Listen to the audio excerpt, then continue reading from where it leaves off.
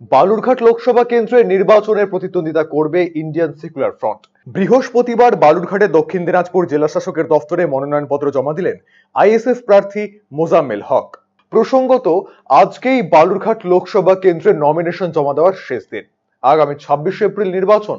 বালুরঘাট লোকসভা কেন্দ্রের ইটাহার বিধানসভার বাসিন্দা মোজাম্মেল হক রায়গঞ্জ বিশ্ববিদ্যালয়ের অধ্যাপক।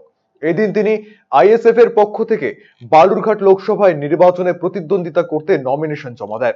এদিকে আইএসএফ নমিনেশন দেওয়ায় মুসলিম ভোট কোন দিকে যেতে পারে তাই নিয়ে রাজনৈতিক মহলে শুরু হয়েছে জোর চর্চা।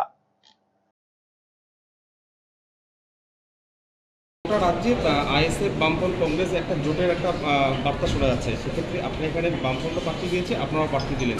এটা বন্ধুত্বপূর্ণ লড়াই আছে, বন্ধুত্বপূর্ণ লড়াই, এখানে আমাদের কোনো বিষয় নেই। জোট কি হয়েছে আপনাদের? ফ্রন্টের যিনি চেয়ারপারসন রয়েছেন ওনারা এটা ঠিক করেছেন। আমরা এখানে বন্ধুত্বপূর্ণ লড়াই করছি। আপনারা বুঝতেই পারছেন যে লড়াইটা কার সঙ্গে হবে, আমাদের জোট করে বলার কোনো কিছু নেই এখানে।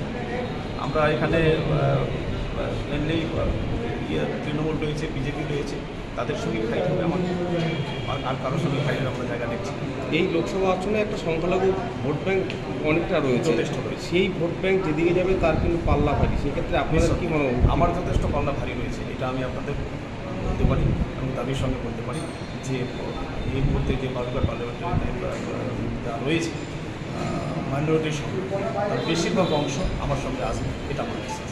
আপনাদের যদি জোট হয়ে যায় তাহলে কি প্রার্থী উত্তর করে নেবেন বা কিছু না?